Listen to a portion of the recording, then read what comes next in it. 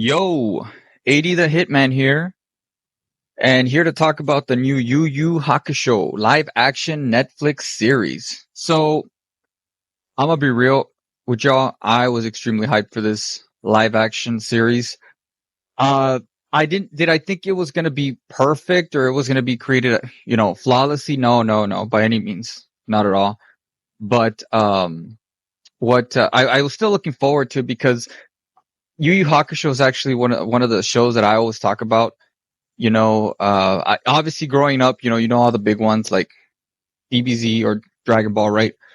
And then on the manga it's just Dragon Ball, but obviously I know like from an anime standpoint, it's kind of you got Dragon Ball, Dragon Ball Z, and then later on you had GT, uh, which was its own thing. But yeah, I always talk about this show. I actually started watching the show again a few weeks ago, and I think I saw it like twice recently, back to back. Mind you, this show is a show that I always come back and kind of revisit and kind of come back and watch. Usually, I would say at least once every 2 to 3 years, I'll just come back and watch it again. But usually when I come back and watch it, it's like I'll watch it 2 times in a row because it's so, I don't know, it's just so addicting. I just really love this show. So I just wanted to talk about the live action and kind of my thoughts about it. My honest opinions and a little bit of it will contain spoilers, but I mean, obviously, if you're here, you're probably seeing Yu Yu Hakusho anyways. So, but yeah, it will contain spoilers. So if you don't want to be spoiled, just, come back.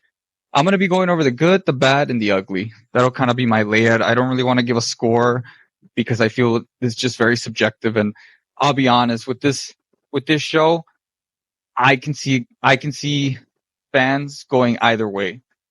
But we'll get into it. So the good. Okay. So aesthetically, and the fight scenes, the choreography, and all that is really good. I think that's one thing that really gives this show a really good plus. It's entertaining from that perspective. So even if you haven't seen the show, you might just be drawn into the fights alone, right? Because the action is pretty cool. The scene where Yusuke is fighting like by the buses and stuff, where he's trying to get the Orb of Bask or whatever, the item that steals children's spirits and stuff. That scene is awesome, dude. Like when he's fighting the ogre, that's just awesome. It's I honestly thought the way they kind of reconstructed that fight was pretty good, just as an example. So yeah, fight scenes are really good. The characters as well, I would say, is overall plus. I have to admit, I really did like, this is my personal opinion, of course, I really did like Yusuke's character portrayal. I really did. And I did see it in Japanese and in English, by the way. So I saw it one each, and I have seen the anime in both English and Japanese as well. So yeah. Either way, I think they're both really good versions, but I'm just throwing that out there. So, bad. So in my opinion, I just really didn't like the pacing. I just think that's like the main issue with the series. At least, if you really want to look at it analytically, right? And you kind of want to look at it logistically, like, okay, was this overall a good series? And I'll be honest, I don't think it's an overall, I think it's a good show if you're a fan. But as a standalone series, like I would argue that, a random coming in wanting to see it might not get drawn into it and might not even understand what the hell is going on. Straight up. Mind you, that might not be a bad thing, right? Like this could have legitimately just been created for the fans, which is probably what it was. So that's why I'm just saying, hey, this might not necessarily knock it for you. And I'm just being unbiased. For me, like I said, I overall did enjoy it. Like I mentioned in the beginning, I overall did enjoy it. The only thing with me, like I mentioned, is that I think the pacing is just a little quick. And even as a fan, like I was kind of just drawing and kind of waiting. Like, okay, I obviously knew they were going to skip out some parts, right? Like there's just no way around it. And I was like, all right, so what are they going to skip out? And yeah, they skip out a lot. And again, it goes into so what it is that they try to play it off like they basically do it where Sakyo and Toguro are kind of like uh Sakyo's plan has been from the beginning, right? Which to a certain extent that's kind of true, right? Like when Yusuke dies in the beginning of the anime, like Sakyo's plan, he was already plotting, right, to make the demon whole. So I did kind of like that. I actually did. When I started seeing Sakyo in the very beginning, when Yusuke's already like dead and coming back, like I actually did like that, and that got me pretty hyped. I was like, hey, I like this because you're kind of starting, you're basically introducing a plot and then a subplot, right? That's going to come into play later. So I actually did but what I didn't like was that the sacrifice of the pace. So I'm not going to go over in each part of them, but overall, to sum it up for you, there is no rando and there is no Saint Beast, which I'll be real with you. The rando, I really do enjoy it, but the Saint Beast mini arc is like one of my favorite arcs. And I was actually really hyped to kind of see how they were going to portray some of those characters. Mind you, I didn't read into spoilers. So, if you already knew they didn't come out, my bad. I didn't know. I went into this thinking it was going to be like a 12 episode thing. I guess, I was super wrong, right? But yeah, so it basically skips over from, the beginning where Yusuke gets the items, and then it goes into like basically them fighting Toguro, which they did have Bui, which is good, in Karasu. So I do appreciate them at least putting them in there, but there was no tournament.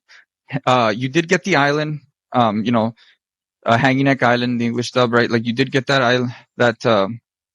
island, which is cool.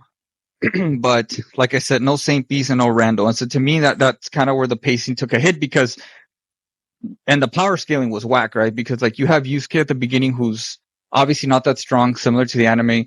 And then he just kind of like out of nowhere, he's able to beat Hiei barely. And then he goes him and Kuwabara go to train with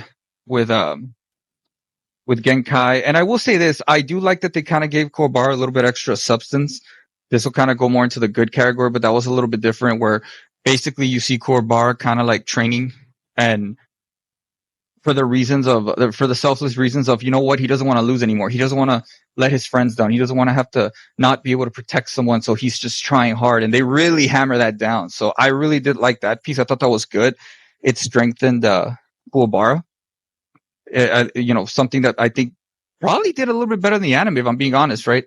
Like, at least from the beginning part, right? I'm not talking about as a whole, like, at the end of the Sensui arc or whatever. Okay. But yeah, so I just feel the pacing was too bad, or was too quick. Like, my biggest one was when Genkai gave the Spirit Wave Orb to Yusuke. I was like, what? That was way too quick, and it didn't feel earned, right? Like, again, this is where, like, if maybe someone is watching new, has never seen the show, they might be like, they might not agree with me. But, as a fan, you see the series and you're just like, well, all the trials and stuff that Yusuke went through. It's like, whoa, but yeah, so that was my bad, or, the quotations, the bad for me. Like I said, some good, some bad. And then as for the ugly, well, I just think overall, some of the things I mentioned in the bad, just kind of, when you look at it from a story and character perspective, I think that's where the show really, really gets hit. Again, if you're a fan, you don't necessarily need the show, right? Or the live action to kind of illustrate these characters, which again might be fine. I think this show was made for fans, but if you have like a new person wanting to see this show, they might honestly get lost, dude. And I'm being straight, right? So, perfect example, like I mentioned with the Spirit Wave Orb in the bad, but not even that.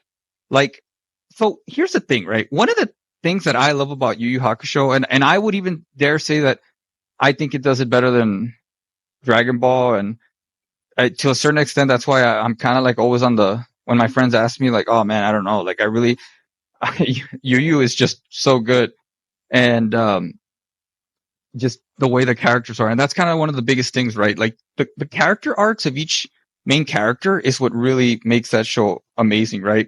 Like, throughout the series, the show expands upon Hiei's past and the relationship with his sister, and trying to find her, and always trying to, and then when he does find her, to protect her and all the sacrifices he did. It goes over Kurama and how he was the spirit fox, and he ended up getting inside a human, right? Like human woman, and basically became a human, right? Because he transmitted like his spirit into her baby. So you kind of just see that, and then obviously, like I mentioned, Kobara as well, and even Yusuke, where he ends up having like a linear heritage. But to me, that was the biggest thing, right? And this, if you see this series, like, you don't get that, especially if you're like a new person coming into this. Like, yeah, I mean, you might not mind it, but I just think you're getting cheated out of so much uh, detail and depth, especially like from Kurama and Hiei, where you're just kind of going through this, and it just feels like a roller coaster, dude. Like, legitimately, it just feels like a roller coaster. It just goes so quick before you know what they're fighting at the end. Like I said, the fight scenes were cool. I can't knock that. They were very entertaining. I think that's what actually I liked about this show, especially as a fan where I already know like these characters really well.